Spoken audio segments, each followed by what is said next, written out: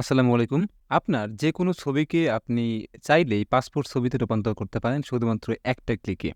তো দেখেন শুরুতে আমি বিদ্যাসিনী মেমোরির একটা ছবি দিছিলাম এবং সেই ছবিটাকে দেখো কত সুন্দর একটা পাসপোর্ট সাইজের ছবি তারা তৈরি করে দিছে।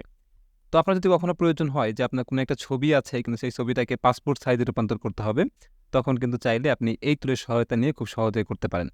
আমরা সচরাচর যে কাজটা করি বিভিন্ন স্টুডিওতে গিয়ে আমরা ছবি উঠি এবং টাকা-পয়সা দিতে হয়। তো টাকা-পয়সা ছাড়াই কিন্তু আপনি এআই এর মাধ্যমে খুব সহজেই করতে পারবেন। তো কিভাবে করতে পারবেন? চলুন আমরা দেখে আসি। আপনি যে কাজটা করবেন সেটা হচ্ছে আপনার একটা সুন্দর ছবি থাকতে হবে। ছবিটা যেন একদম হেড টু শোল্ডার যেন দেখা যায় এবং সামনে থেকে ছবিটা যেন আসে। একটু আঁকাবাঁকা ছবি যেন না হয়। কারণ আঁকাবাঁকা ছবি হইলে জিনিসটা দেখতে ভাল লাগে না। তো আপনি ১ম এ কাটআউট প্রো লিখে সার্চ করবেন গুগলে। গুগলে এসে সার্চ করলে দেখতে পাচ্ছেন এখানে লেখা আছে পাসপোর্ট ফটো মেকার। তো জাস্ট এই পাসপোর্ট ফটো মেকারে আমরা ক্লিক করব। তো ক্লিক করার পরে দেখেন এখানে বলতেছে আপলোড ইমেজ। আপনাকে একটা ইমেজ আপলোড করতে হবে। তো শুরুতেই আপনাকে এখানে একটা অ্যাকাউন্ট খুলতে হবে। তো জাস্ট আপনি এখান থেকে লগইন অথবা সাইন আপ এ ক্লিক করেন। দেন এখান থেকে কন্টিনিউ উইথ গুগল দিয়ে আমি আপাতত অ্যাকাউন্ট খুলছি।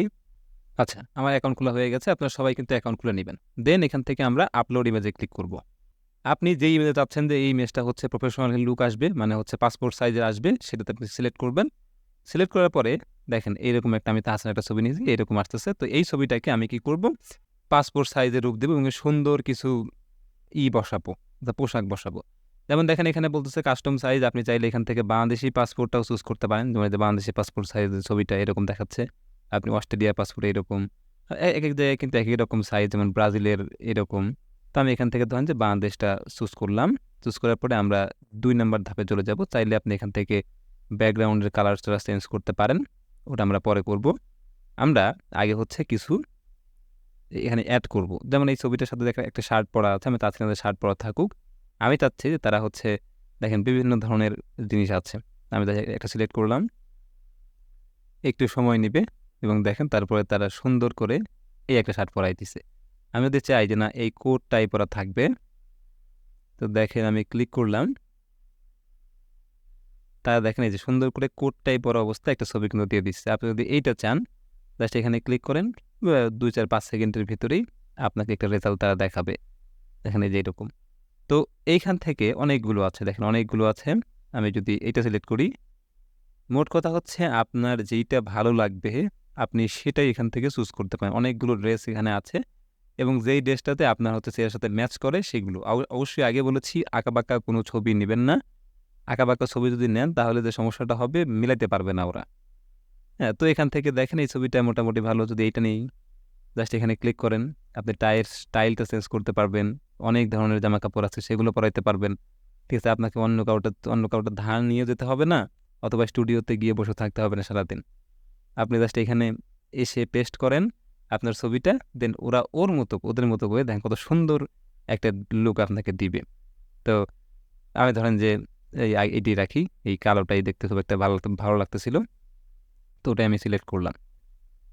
আচ্ছা, তো এটা আমার হয়ে গেছে দেখেন। এটা সুন্দর লুক। এরপরে চাচ্ছি যে না ব্যাকগ্রাউন্ডের কালারটা আছে যেমন সাদা। আমি চাচ্ছি যে অন্য কোনো কালার বসাবো। যেমন অনেকেই দেখবেন যে স্টুডিওতে নীল, তারপরে হচ্ছে কালো, এই যে এই টাইপের কালারটা হচ্ছে বেশি থাকে সবসময়। সবারই ব্যাকগ্রাউন্ডে দেখবেন এই কালারটাই বেশি থাকে। তো আপনি এখানে বিভিন্ন কালার বসাতে পারেন। লাল বসাইতে পারেন, এই কালারটা বসাইতে পারেন। তবে এটাই রেকমেন্ডেড, কারণ এইটাই আমাদের বাংলাদেশের অধিকাংশ স্টুডিওতে থাকে এবং তারা এইভাবেই করে দেয়। তো এখান থেকে আপনি চাইলে কালোও বসাইতে পারেন। তবে কালোটা দেখতে ভালো লাগতেছে না। তো আমি দেখেন যে এটাই রাখলাম। ঠিক আছে? তো আমার কাজ কিন্তু শেষ। তো আমি যদি ডান করে দেই, দেখেন আমি কি ছবি থেকে কি ছবি বানিয়ে ফেললাম। ঠিক আছে? বোঝার উপায় নাই যে এটা আসলে আ কখন তোলা। অনেক মানুষ ভাবে তার নিজস্ব একটা তোলা ছবি এটা। তো যখন আপনার কাজ শেষ হয়ে যাবে তখন আপনি জাস্ট ডাউনলোড এইটি দিয়ে ক্লিক করবেন। এখান থেকে ডাউনলোড করে ফেলবেন। আচ্ছা, ডাউনলোড হয়ে গেল। এরপরে আরেকটা জিনিস দেখাই, আমি যদি আবার একটু আপলোড করি। তো ধরেন যে আমি আরেকটা ছবি হচ্ছে এখানে আপলোড করলাম এবং এখান থেকে আমি বাংলাদেশী পাসপোর্ট টা চুজ করি। চুজ করার পরে দেখেন অটোমেটিক্যালি এরকম চলে আসবে। এরপরে দেখেন মেয়েদের জন্য আলাদা সিস্টেম আছে। আপনি যদি যান এখানে মেন্স, উইমেন্স, চিলড্রেন, অনেকের জন্য আলাদা ড্রেস আছে। আমি যদি উইমেন্সে ক্লিক করি, দেখেন এখানে বেশ কয়েকটা ড্রেস আছে, এগুলো শুধুমাত্র মেয়েদের জন্য। তো আমি একটা করে ক্লিক করি, দেখেন সুন্দর করে তার মুখটার সাথে এটা লাগিয়ে দিবে। বুঝলেন? এই যে দেখেন লাগিয়ে দিছে। আমি যদি এটাতে ক্লিক করি,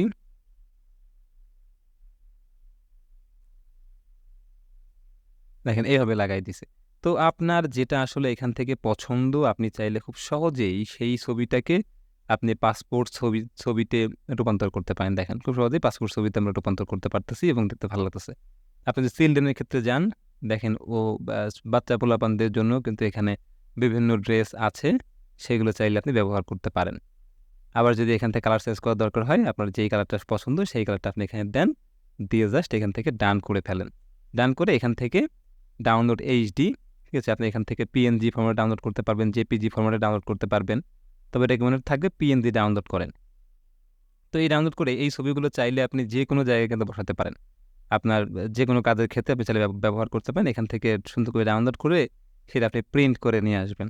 দ্যাটস ইট, আপনার কাজ শেষ। যদি এই ছবিটা কিন্তু মানে খুব একটা না, সোজা না, সোজা ছবি থাকলে দেখতে ভালো লাগতেছিল। যেমন এই ছবিটা একটু সোজা আছে, তার জন্য এটা দেখতে ভালো লাগতেছে।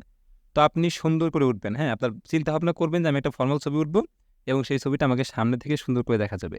এরকম স্টাইল নিয়ে পোজ-টোজ করে না। তাহলে কিন্তু ছবিটা মিলাইতে পারবেন না। সুন্দরভাবে তুলবেন, তখন দেখবেন যে আপনার ছবিটা অনেক সুন্দরভাবে এখানে মিলে যাবে। তো আশা করি বুঝতে পেরেছেন।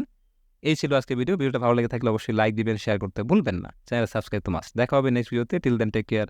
আল্লাহ হাফেজ। আসসালামু আলাইকুম।